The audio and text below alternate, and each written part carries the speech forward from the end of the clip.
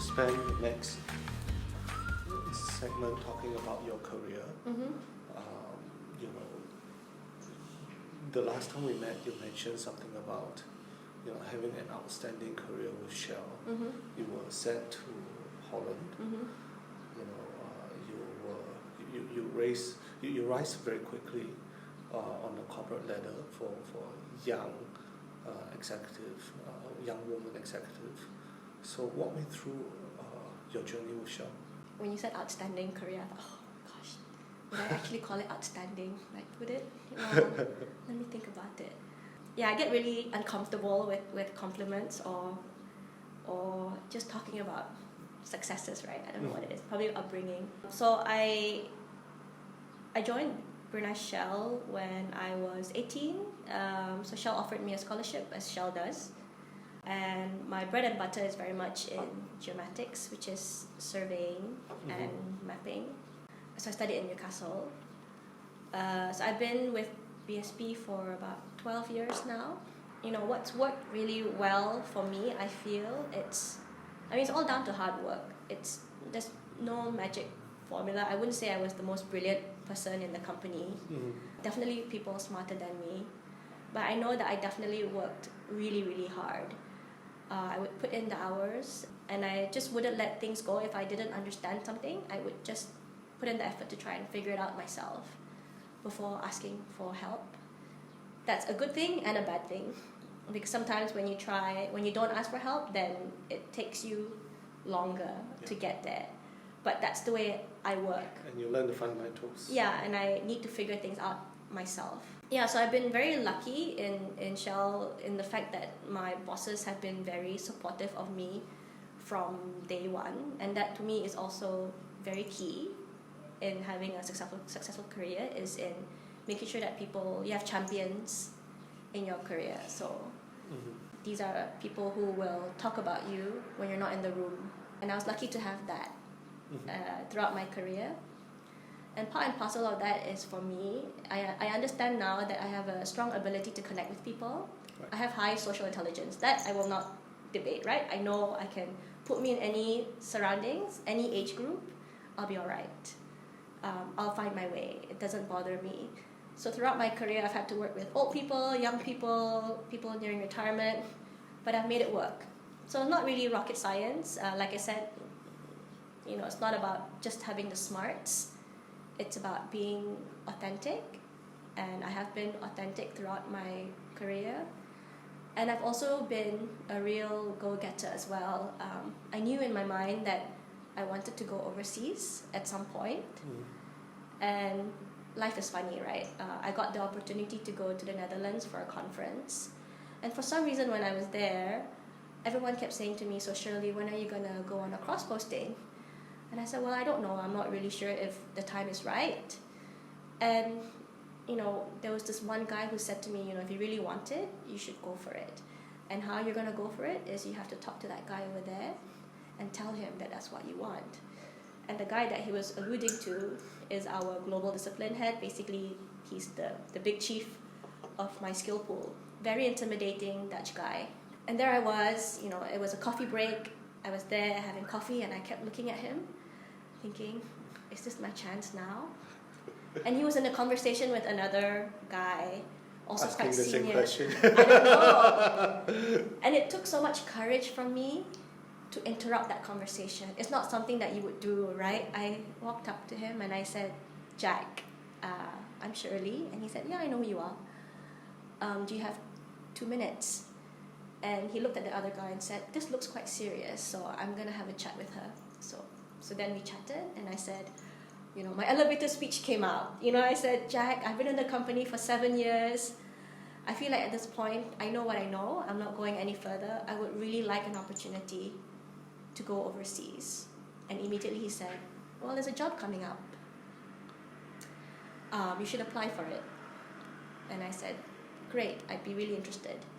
And that's how I got the ball rolling. And I felt that had I not asked, had I not seized that moment, I may have never had that opportunity to live in Holland for that 3.5 years, right? And that's how I made it happen.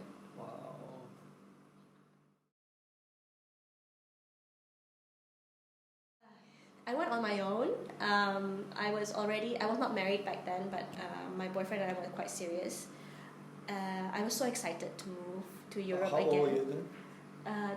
29 or 28, 29. Okay. And before that, I had lived in the UK, I lived in Australia, and I thought, well, what's another country, right? I'm used to moving abroad and settling in. So I moved, and I think I underestimated the move. Because? Just because I Language? felt that I had a lot to prove. Again, it's about proving a point. I thought to myself, okay, Shirley, now you're no longer in the Bruneian context. How are you going to make sure that you're competitive now at a more global level? So I put all that pressure on myself. And already in the first week of being on the job, I realized that the way I had worked before is not going to fly in the Netherlands. I had to do a lot more with understanding where the industry was going, the market in general. Whereas in Brunei, we're very much focusing on just the Brunei operations. Now I had to look at other countries as well. So I was working on projects in Iraq, I was looking at projects at Mozambique. You know, it was just totally different. And I felt really overwhelmed by expectations. And I think it was more my own expectation of myself rather than my team. And that's what got to me as well. So I was all alone. I remember I was having dinner at a restaurant, Italian restaurant. And as I was eating, I cried. And I just said to myself, okay, Shirley, I'm going to allow yourself to cry now. But then after this, you know, so did the chef snap out come of out? it. No. I think I was really good at hiding it. I think I masked it as if I had a cold. But I think that's the reality of life, that sometimes you just get overwhelmed and you cry. I'm a woman. So it was 1 week. Yeah. And then you gave yourself so much pressure. That's what I do to myself. Wow. So do you enjoy the 3 years? I did. 3 years? 3.5 years. So when I was there, you know, I tried really hard to be as competitive as my other colleagues who had a lot more experience than me, right? But I think for me, the moment that gave me that confidence was, so I moved to Holland in July 2012, and 3 months later I was working on a project, and that project gave me a special recognition award for my contribution to that work. When I got it, I thought, oh, okay, great. But it was one of these other lady who's kind of like my mentor. She said, think about it, Shirley, you've only been here for 3 months and already you got a recognition award. You know, she said, embrace it, absorb it. And I thought, you're right. So are you the type that don't allow yourself to Because to I'm always, celebrate? what's next? Right. You know, give me something, oh great, yay, what's next? So I'm not very in the moment. So the special type A. Yeah. So hence why positive psychology really helps me, because it's all about being in the moment, right? In the present. What do you learn from the culture of Shell HQ in Holland? Very corporate. It's so there were 2 offices there that I was in. One was very much projects and technology, which is where I was at. And then you've got the mothership, which is where the CEO sits.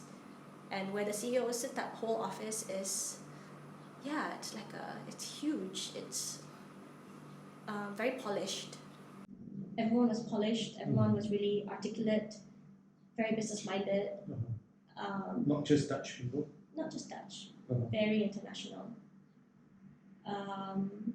And actually what I learned, it's a good question, because I got to know quite a few Malaysians there, and I was very impressed by the Malaysians.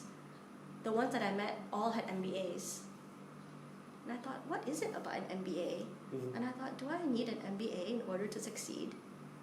But I was just so impressed with the people there.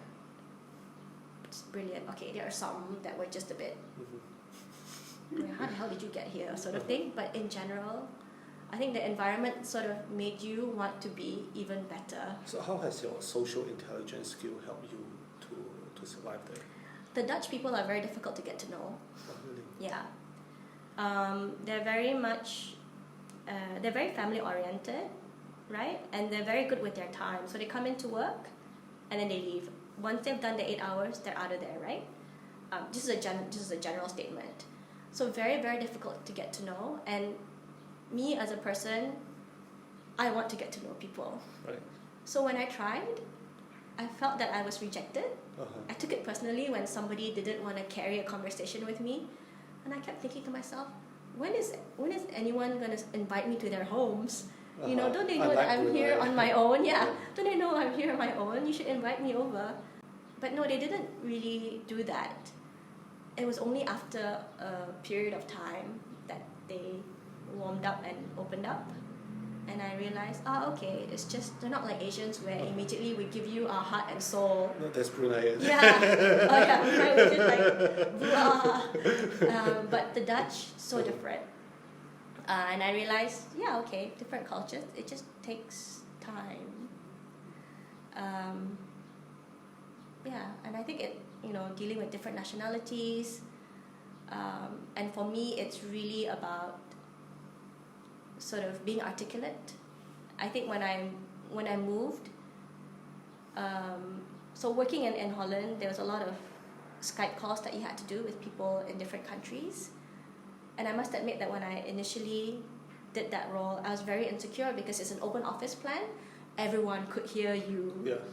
And I was so nervous, right? Because I had put so much pressure on myself to speak well that when I was trying to pitch an idea, it just fell flat. But I think Holland was where I sort of taught myself. I practiced a lot more on how it is that you can basically tell a story from beginning to the end. Mm-hmm.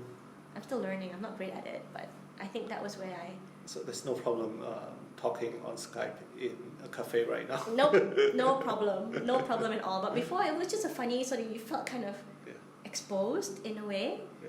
Yeah. Yeah. What brought you back here? I had to. End of the term. Yeah, end of the term. And there was a role. So you have stayed. I would have stayed. I asked my boss if I could stay, and he said, "We would love for you to stay, but they want you back, so you should go." Yeah. So I came back. So you have a duty to perform. Yeah, I had a duty. I had a role to fill, and so I came back.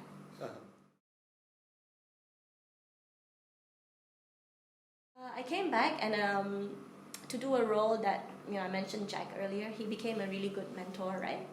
His advice to me was, Shirley, if you want to get ahead, then you need to do this next role, which is not my bread and butter, but he said you'll gain a lot from it. So I was dealing with, I was leading a team of 6 men from different genres, some graduates, very experienced hire, to one who's almost retired. That role has never been led by a female before, so I took that job. And part of that role also involves managing contractors, so I had another pool of men to lead.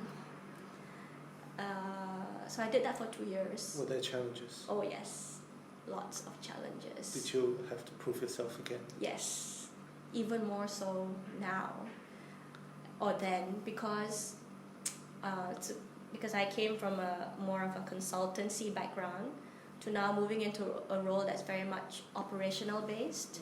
These are men with hands-on survey experience offshore, and I did not have that experience. So how on earth would I know what the people are talking about offshore? That was basically, the team that I was working with, they told me later on that when they heard that I was coming back, they all thought, oh God, oh no, we're gonna have a female boss. And with it, very stereotypical thing to say, she's gonna be really bossy, demanding, at the same time, technically, what does she know? So I knew going into that role that I had to prove a point to them and to me that I may not have the technical depth as the rest of you. There's a reason why they put you there. There's a reason why they put me there, and I'm gonna be honest about what I don't know. So I didn't pretend that I knew. There are things that they would say, and I said, okay, so when you say that, what do you mean? Right? And I would then go off and Google it. Did you earn the respect by doing that, or did people look down at you? There were moments when I could see that I earned their respect, because I had dealt with different characters in Holland, and there were some of that difficult characters in Brunei. who felt that just because they were in Brunei they could get away with it, and I'm not going to stand for it, right? Because heck, I've worked overseas. You can't come in and pretend that you run the show. So there were times when I had to stand up for the team, and I would be really blunt about it, and that was when I felt that was what earned their respect, because I stood by the team, and if there was any crap that was coming our way, then I'm going to be the first to defend us, right? So what advice would you give to fellow women leaders, taking up reins, leadership reins, not just in Shell but anywhere? I think honesty is really key. Authenticity, because people can see through you. And if you are genuine and really care about your team, then they will follow you. Right? And that was what I brought into my team, the element of care and respect. And I mentioned to the team, it's that I'm very open to feedback, good or bad. Please tell me, because that's the only way I can improve. And I promised to them that I would do the same for them, that I wouldn't hide what I thought. I would just tell them areas where I see that they could improve, so that I could also know that about myself. And there were some harsh things that were said. It hurt me, of course. I took it personally. But that's how it is, You put yourself out there. You said give me feedback, and when you get them, you can't be defensive about it because you asked for it, right? So it hurt. It hurt, but that's how you grow from it. That's how you grow from it. Wow. Yeah.